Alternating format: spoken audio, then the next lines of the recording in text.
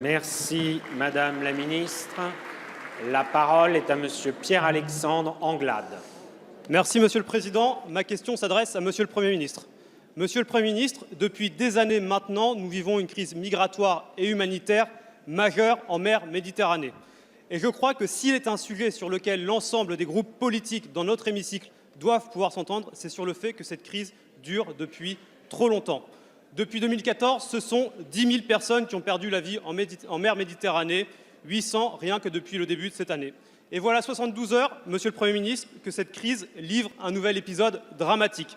C'est l'Europe tout entière qui vit suspendue au sort des 629 personnes recueillies à bord de l'Aquarius et qui sont ballottées d'un pays européen à l'autre au gré des humeurs des différents gouvernements. Je ne vais pas ici pointer les responsabilités des uns et des autres, de Malte ou de l'Italie, même si je récuse profondément la décision qui a été prise, qui ne règle rien, au contraire, mais qui met en lumière à nouveau la désunion des Européens sur le sujet. Cette nouvelle crise montre une fois de plus l'urgence à trouver une solution européenne à la crise migratoire pour que le coup de force national ne devienne pas la nouvelle norme européenne quand tant de vies sont en jeu. Non, l'Union européenne ne peut plus se satisfaire de solutions à court terme lorsque des crises d'une telle ampleur surviennent à ses frontières et mettent à mal l'unité du continent dans son ensemble. Non, les responsables politiques en France et en Europe ne peuvent plus, dans une même phrase, pointer les lacunes de l'Union européenne en matière migratoire et dans le même temps refuser de doter l'Europe des ressources financières et de mener les réformes structurelles et institutionnelles qui permettraient à l'Europe de répondre à cette crise sur le long terme. Alors, Monsieur le Premier ministre, dans 2 semaines doit se tenir un Conseil européen qui doit traiter de ces questions. Pouvez-vous nous dire quelle position la France entend adopter vis-à-vis de ses partenaires européens et quelles solutions entend-elle proposer pour que le Conseil européen prenne enfin ses responsabilités dans cette crise? Monsieur le député, la parole est à Monsieur le Premier ministre. Monsieur le Président, Mesdames et Messieurs les députés, Monsieur le député, vous m'interrogez dans une actualité brûlante sur cette question déjà ancienne des flux migratoires et des dangers, des risques, des périls encourus par les personnes qui franchissent la Méditerranée.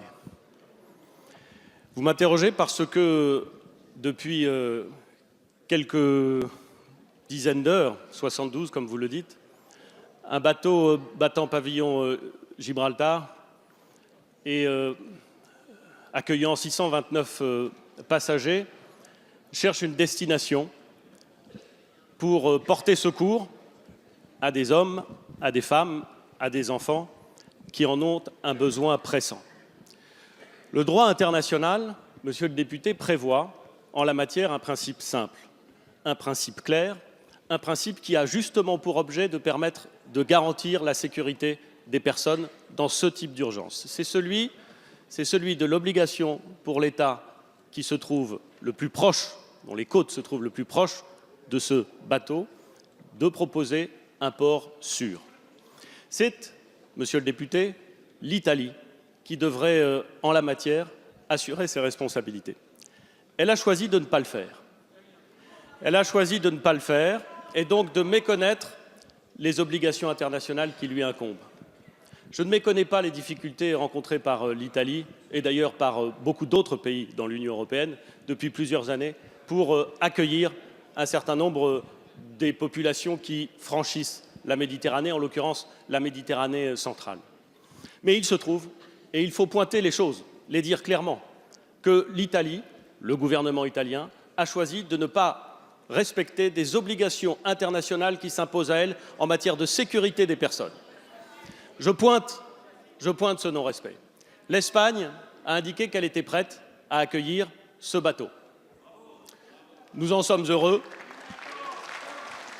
Et je vous dis, Monsieur le député, que nous sommes évidemment prêts à aider les autorités espagnoles pour accueillir et pour analyser la situation de ceux qui, sur ce bateau, pourraient vouloir bénéficier notamment du statut de réfugié.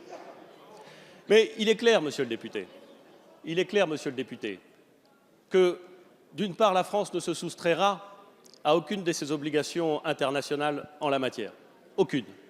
Deuxièmement, que cet épisode extrêmement cruel et extrêmement douloureux montre qu'il n'y a pas d'espoir à moyen terme et même à court terme. Il n'y a pas d'espoir d'une solution nationale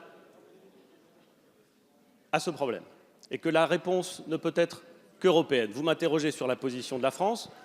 Mardi et mercredi, un conseil franco-allemand des ministres se tiendra à Berlin. Le sujet sera évoqué entre le président de la République et la chancelière. Et au mois de juin, à la fin du mois de juin, se tiendra un conseil dans lequel nous entendons faire des propositions pour, là encore, permettre d'aboutir enfin à une solution européenne. Mais vous savez, monsieur le député, car là encore, ne nous payons pas de mots, vous savez que tous les pays européens ne veulent pas d'une solution collective. Il sera donc difficile d'obtenir cette... Ce sera l'objectif de la France que d'y parvenir. Un dernier mot, monsieur le député, sur ces questions migratoires. Un dernier mot. Car je voudrais indiquer à la représentation nationale qu'aucun autre pays en Europe n'a fait autant que la France pour stabiliser la situation politique au Mali. Qu'aucun autre pays européen ne fait autant que la France pour essayer de contribuer à la stabilisation politique du Sahel.